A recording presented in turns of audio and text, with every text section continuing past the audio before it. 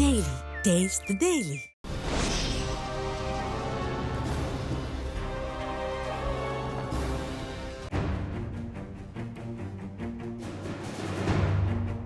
சீமான் வன்னிக்குச் சென்றது உண்மையா? வன்னியில் தலைவர் பிரபாகரன் அவர்களை சீமான் சந்தித்தார் என்று கூறப்படுவது உண்மையா? தமிழ்நாட்டில் மாத்திரமல்ல, உலக தமிழர்கள் மத்தியிலும் அதிகம் எழுப்பப்பட்டு வருகின்ற கேள்விகள் இவைகளாகத்தான் இருக்கின்றன. இவற்றை கடந்து சீமான் ஈழத்தில் ஆமைக்கறி உண்டாரா இல்லையா? சீமான் அங்கு ஆயுத பயிற்சிகள் எடுத்துக் கொண்டாரா இல்லையா? இப்படி சீமான் தொடர்பாக ஊடகப் பரப்பில் எழுப்பப்பட்டு வருகின்ற பல்வேறு கேள்விகளுக்கான பதிலை தேடுகின்ற ஒரு பயணத்தின் தொடக்கம்தான் இந்த உண்மையின் தரிசனம் நிகழ்ச்சி. நீங்க ஏன் இப்படி பேசிக்கிறீங்க? நான் பிரபாகரனை சந்திக்கலைங்கிறேன். நீங்கள் 8 நிமிஷம் சந்திச்சுக்கிறீங்க, ஒருத்தர் 10 நிமிஷம் சந்திச்சுங்கிறாரு, ஒருத்தர் இந்த படம் பொய்யுங்கிறாரு. இப்போ நான் சொல்கிறேன், நான் எங்கள் அண்ணனை சந்திக்கவே இல்லை. சீமானின் ஈழப்பயணம் என்பது உலகத்திற்கு வேண்டுமானால் ஒரு ரகசிய பயணமாக இருந்தாலும், விடுதலை புலிகளை பொறுத்தவரையிலோ அல்லது அங்கிருந்த பொதுமக்களை பொறுத்தவரையிலோ அது ஒன்றும் ரகசியமான விடயம் இல்லை. சீமான் ஈழத்தில் நின்றபோது அவருடன் ஊடாடிய நிறைய பேர் இன்றைக்கும் உயிருடன் இருக்கின்றார்கள். ஈழமண்ணில் சீமான் என்ன செய்தார், எப்படி நடந்து கொண்டார், சீமானை விடுதலை புலிகள் எவ்வாறு பார்த்தார்கள், எவ்வாறு நடத்தினார்கள் என்பதை சாற்றி பகிர்வதற்கும் ஏராளமானவர்கள் மத்தியில் இன்றைக்கும் இருக்கின்றார்கள்.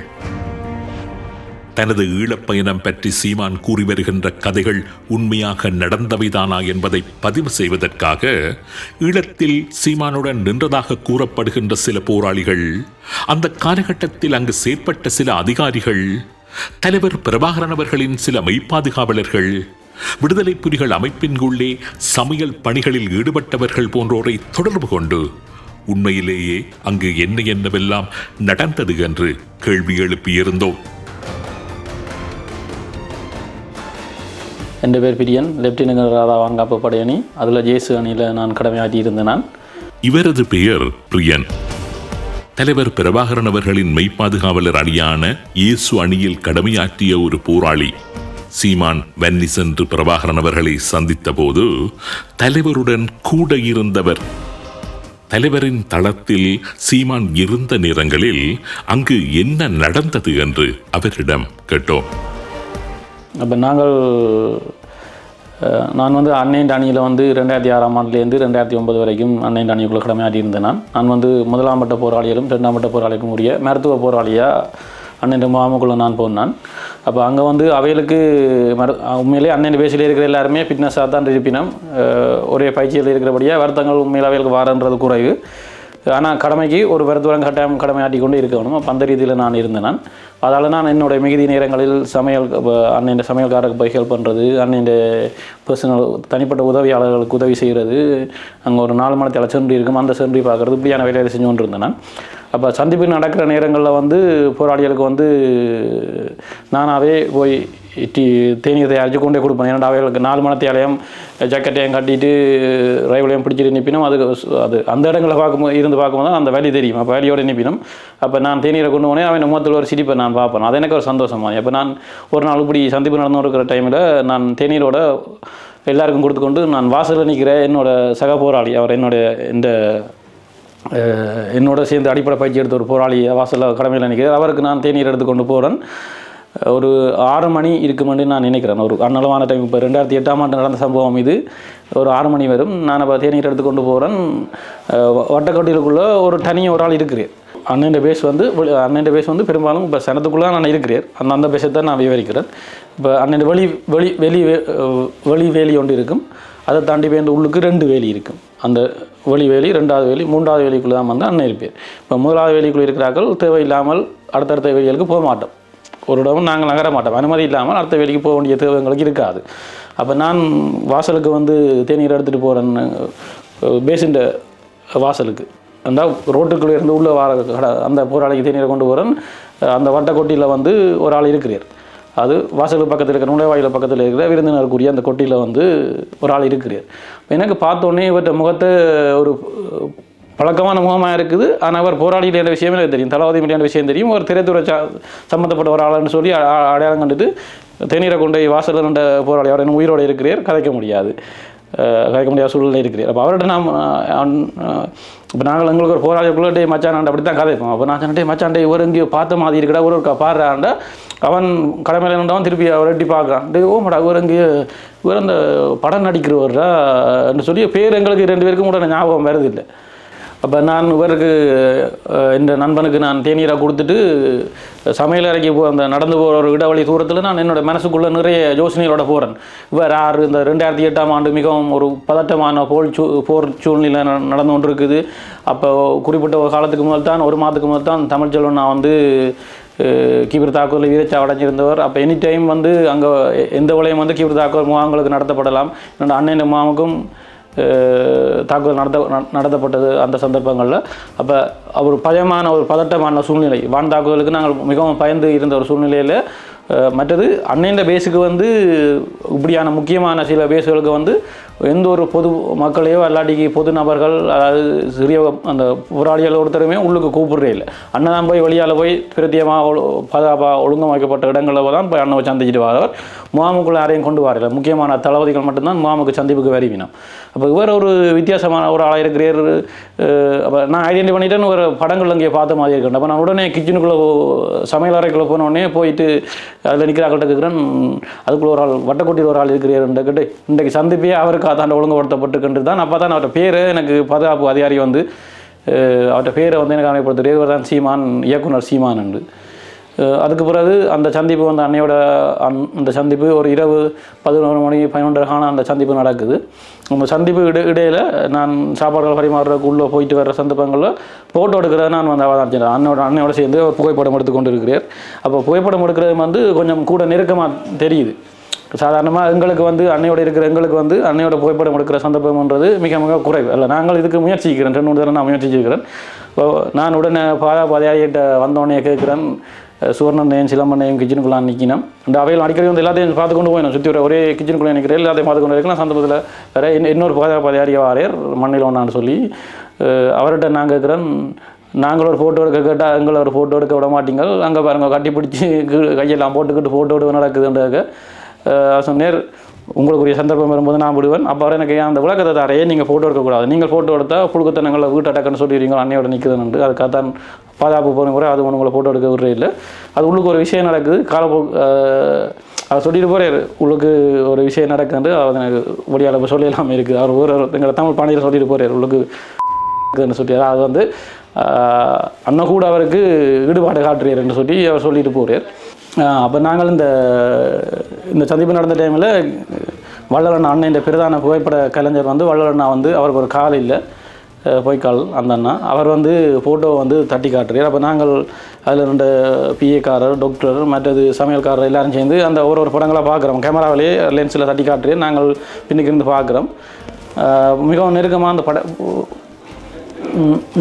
அந்த படங்கள் எடுக்கப்பட்டிருக்குது. அந்த நேரத்தில் நான் மண்ணிலோ நாட்டையும் சுவர்ண நாட்டையும் இந்த கேள்வியை நான் முன் வச்சிருந்தேன். நான் இப்போ சுவர்ணா பேசிட்டு போட்டுது, மண்ணிலோனா விளக்கம் தான் தவறு. இந்த மண்ணிலோனா வந்து என்னோட வந்து நெருக்கம் கூட அவர் பிரதான பாதுகாப்பு அதிகாரி 2004 2080 வரைக்கும். அப்போ அவர் வந்து உதாசீனப்படுத்த மாட்டேன் போராளிகள். அவர் எனக்கு ஒரு நல்ல விளக்கத்தை தந்தவர். அந்த விளக்கத்தை தான் நான் சொன்னேன், நாங்கள் ஏன் ஃபோட்டோ எடுக்கக்கூடாது.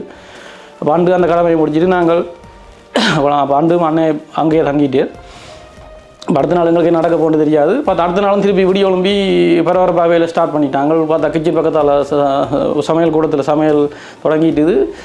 இஞ்சால பொடியால் குளிச்சு வலிக்கிறீனம். அப்போ திருப்பி மண்ணில் நான் வந்து சொன்னேன், அல்வா போருக்கு போகிறோம், எல்லோரும் ரெடியாகும் உண்டு. அல்வா போர், அதாவது வந்து அல்வா போர் பிறந்தனார் காட்டு பயிற்சிக்குள்ளே வந்து ஒரு அதிசிறப்பு பயிற்சி முகாம், அது கரும்புலியல் பயிற்சி எடுத்த முகாம். அங்கே ஸ்டில் கரும்புலியல் பயிற்சி எடுத்து கொண்டு இருக்கணும். அந்த பயிற்சி முகாமில் இருந்தால் இளங்கொன்னாக்கள் வந்து பயிற்சி எடுத்து அண்டவரம் தாக்குதல் ஈடுபட்டிருந்தவர்கள். நான் இளங்கொன்னாக்களுடையும் ஒரு குறிப்பிட்ட 6 மாத காலம் அந்த பயிற்சி முகாமில் நான் கடமை ஆகிட்டுக்கிறேன். மருத்துவ போராளியாக போய் நின்றுருந்தேன் நான் இளங்கொன்னாக்களுக்கு. அப்போ நாங்கள் திருப்பி வழிக்கிட்டு அல்வா போருக்கு அண்ணன் டீமோட நகர்ந்து போகுது. அந்த போகிற டைமில் அண்ணன் வாகனத்தில் வந்து நார்மலாக யாரையுமே ஏற்றுறதுக்கு அனுமதி இல்லை. சுவர்ணனாவாலேயோ இல்லாட்டிக்கு 2 மாதனாலேயோ சிலம்பனாலேயோ மண்ணிலனாலேயோ வந்து யாரையும் வந்து அண்ணன் வாகனத்துக்குள்ளே வந்து வேறு நபர்களை ஏற்றுறதுக்கு வந்து அனுமதி வழங்கப்படாது. இந்த அண்ணன் பாதுகாப்புக்கு வந்து அண்ணன் பொறுப்பு இல்லை. அண்ணன் பாதுகாப்புக்கு பொறுப்பானவர்கள் அந்த பாதுகாப்பு அதிகாரிகள் தான் அண்ணன் பாதுகாப்புக்கு பொறுப்பானார்கள். அதில் 4 பேர் இருப்பினும் அந்த 4 பேரும் பல இறுக்கமாக பாதுகாப்புக்கு இதை வந்து வடிவமைச்சிருப்பினோம். அப்போ அண்ணன் வானத்திலேருந்து ஒரு ஆள் இறங்கி வருது பார்த்தா கதிரேசன் சொல்லி அவர் இப்போ வீரஜாவு எங்களோட ரிசீவிங்காரன் வந்து இறங்கி வாரார். அந்த இடத்துக்கு வந்து சீமானே அன்னைய வானத்துக்குள்ளே ஏற்றி கொண்டு போயினோம். அப்போ எங்களுக்கு இதை பார்க்கும்போது மனதளவுலேயே கேள்வி எழும்புது, என்னடா அன்னைய வானத்துக்குள்ளேயே ஒருத்தரையும் ஏற்றி அனுமதி இல்லை, இது சீமானே வானத்துக்குள்ளே ஏற்றி கொண்டு போகிறதுக்குள்ள எங்களுக்கு அந்த நெருக்கம் விளங்குது. ஆனால் அந்த நெருக்கம் ஏனன்றதுக்குரிய விட வந்து எங்களுக்கு அப்போ தெரியலை. ஏன் அப்படி எங்கள் அண்ணன் யோசிச்சு இவ்வளோ நெருக்கத்தை சீமானையில் காட்டியிருந்தவர் என்ற விஷயங்கள் எங்களுக்கு தெரியாது. அல்வாவருக்கு போனோடனே முதல்ல நாங்கள் வந்து கடமையில் சுற்றி வர பாதுகாப்பு கடமையில் நிற்கிறோம். அப்போ சீமானைக்கு வந்து இளங்கோனைகள் படித்த இடம், பயிற்சி எடுத்த இடம், இளங்கோனாக்கள் இந்த தங்குமுறை கொட்டில்கள், அந்த பயிற்சி தலங்கள் என்னென்ன பயிற்சிகள் எடுத்தவன்னு சொல்லி கொண்டே காட்டுப்படுது. ஏன்னா அந்த எல்லாரும் படமும் எடுக்கிறக்காக தானே வந்திருந்தவர். படம் எடுக்கிறக்காக மட்டும் வந்தது இல்லை. அப்படி வந்திருந்தேன்டா வேறு ஒரு போராளி கொண்டே அதை காட்டியிருக்கலாம். ஆனால் இது அன்னையை தான் நேர கொண்டையெல்லாம் காட்டுறாரு. அது இப்போ தான் விளங்குது அவர் எல்லாரும் படம் எடுக்கிறன்ற ஒருவேளை அன்னையா தெரியல. இது வரைக்கும் எனக்கும் தெரியாது. தெரியும் சீமானையோட ஒரு புலனாத்துற போராளியை ஒரு வருஷமாக விட்டுருந்து தான் கூப்பிட்டுருக்கணும் வந்து அதை கேட்கும்போது தான் தெரியுது இவ்வளவும் ஒரு அண்ணன் திட்டத்தின்படி தான் நடந்திருக்கலாம். அப்போ அண்ணன் ஒன்று எல்லாத்தையும் காட்டிட்டு இப்போ இன்னொரு அண்ணா அவசரியால் இருக்கிறார், அவரும் கதைக்க முடியாத சூழ்நிலை புலி வீரனான்னு சொல்லி அவர் வந்து அண்ணன் பிரத்யேகமான சமையல்காரர். இன்னும் ஒரு அண்ணா ஈகவேந்தண்டவர் வீரச்சி அடைஞ்சிட்டார். துவாராண்ட இதில் வந்து அவர்கிட்ட பேரை சொல்லியிருந்தேன் நான் இருந்தேன் புலியூரன் அந்த பேரை நான் சொல்லலை. நான் அங்கே இருக்கிற இப்போ கேட்டு அவர் சொல்கிறேன், நீ கதைக்கலாம் என்ற பற்றி ஒரு பிரச்சனை எனக்கு இல்லைன்ட்டு. இப்போ புலியூரன் அவன் மற்றது நிறைய பேரோடு சேர்ந்து அவருக்கு இடமெல்லாம் கொண்டே காட்டி சூட்டு பயிற்சி கொடுக்கப்படுது.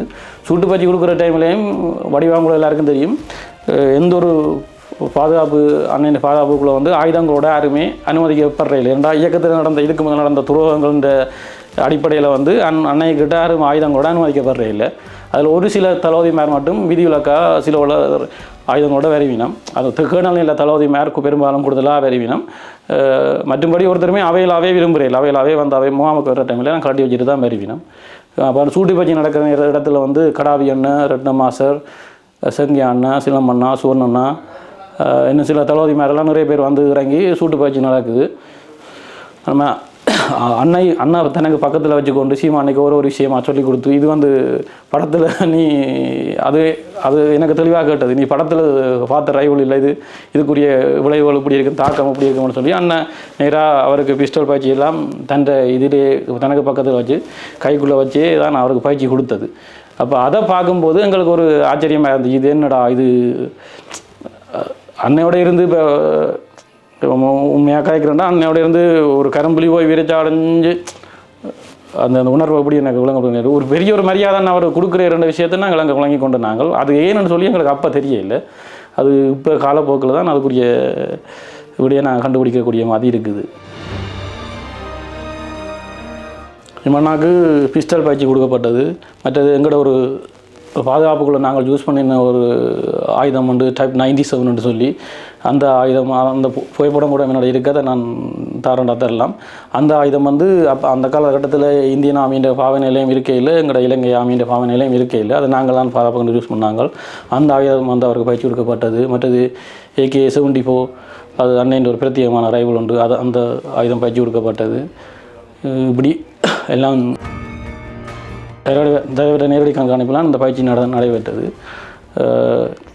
கடாவியன் நின்றுவர். அதில் நான் வந்து கடாவியன் எல்லாம் நின்று தான் எல்லாம் அவருக்கு எங்களோட இயக்கத்திலே சூட்டுத்திறமை வாய்ந்தவர் கடாவியனை வந்திருந்தவர். செங்கியான் அடுத்தது செங்கியானையும் வந்து நல்லா டச்சடி பேர் செங்கியானை வந்திருந்தவர். அப்படி முக்கியமான தளபதி மாதிரி எல்லாருமே அவர் வந்திருந்தவர் அன்று. இந்த 2 நாள் சம்பவம் வந்து இந்த கண்ணால் நான் சீமானையோட அந்த உழவு நெருக்கம் இருந்த சம்பவத்தை நான் பார்த்தேன்.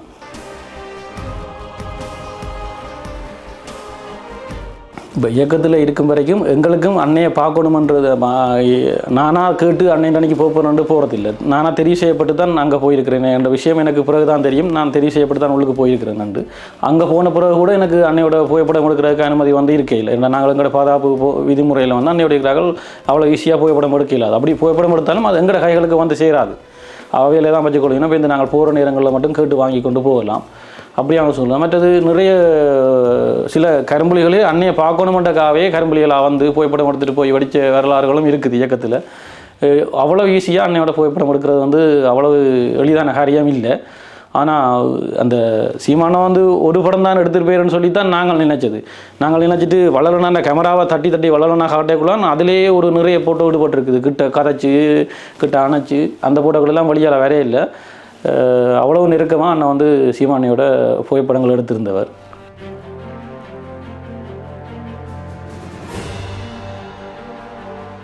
அது எப்படின்னு சொல்லி சொன்னால், இப்போ சீமானே வந்து அண்ணன் தெரிவு செஞ்சு உள்ளுக்கு கூப்பிட்டு எடுத்திருக்கிறீர். அது இப்போ எங்களுக்கு அப்போ தெரிய இல்லை. அதால் தான் அந்த அவ்வளோ புகைப்படங்கள் எடுக்க வந்தது. மற்றது அண்ணன் தன்னுடைய இயக்கத்தில் இருந்த சகல துறையிலையும் சீமானைக்கு காட்டி, அதாவது கடப்பிடியாக இருந்தாலும் சரி, இப்போ சீமானே வந்து அந்த 2 நாள் சந்திப்பு முடிய சீமானே வந்து வழியால் அனுப்பியக்குள்ள வந்து அண்ணன் வந்து தண்டை பிரத்யேக மெய் பாதுகாவலர்களிலிருந்து 2-3 பேர்களை வந்து சீமானையோடய அனுப்பியிருந்தது. முடியும் வரைக்கும் அவரை கவனமாக பார்த்து அனுப்பிட்டு வரணும்னு சொல்லி இந்த 2 சந்திப்பும் வந்து எனக்கு தெரியும். ஆனால் இதற்கு பிறகும் 2-3 சந்திப்புகள் கிளிநொச்சியில் அன்னையோட திரி சந்திப்புகள் வந்து நடந்தது. ஆனால் அந்த சந்திப்புக்கு வந்து நான் வந்து போகவே இல்லை. நான் வந்து விஷ்ணுவில் இருந்தபடியாக அந்த சந்திப்புக்கு வந்து என்னால் பங்கு பெற்றெல்லாம் போயிட்டுது. அது பொறுங்க நான் கேட்டு போகிற இல்லை தானே சந்திப்புக்கு. இந்த என்னுடைய நான் 2 வயசில் சந்திப்பு நடந்திருந்தால் நான் கண்டிருப்பேன். இந்த 2 சந்திப்பும் வந்து நான் கண்டேனா. இது தலைவர் பிரபாகரன் அவர்களது மெய்ப்பாதுகாப்பு அணியில் செயற்பட்ட பிரியன் என்கின்ற போராளியின் கூற்று. சீமான் வன்னி செல்வதற்கு முன்பதாக கிட்டத்தட்ட 1 வருட காலமாக சீமானை பொட்டம்மான் கண்காணித்ததாக கூறப்படுகின்ற ஒரு சம்பவம் பற்றிய தகவலை வெளியிடுகின்றார் ஒரு முக்கிய புலனாய்வுத்துறை பொறுப்பாளர். சீமான் வன்னியில் பொட்டம்மானை சந்தித்த சம்பவம் பற்றியும் அவர் பல விடயங்களை கூறுகின்றார். AK-47 என்கின்ற இயந்திர துப்பாக்கிக்கு பதிலாக AK-74 என்று சீமான் கூறிவிட்டார் என்று பலராலும் எள்ளி நகையாடப்பட்ட நிலையில் அந்த சம்பவம் பற்றியும் அந்த பொறுப்பாளர் சில சுவாரஸ்யமான தகவல்களை வழங்குகின்றார். இந்த விடயங்கள் பற்றி அடுத்த உண்மையின் தரிசனம் நிகழ்ச்சியில் நாம் விரிவாக பார்ப்போம்.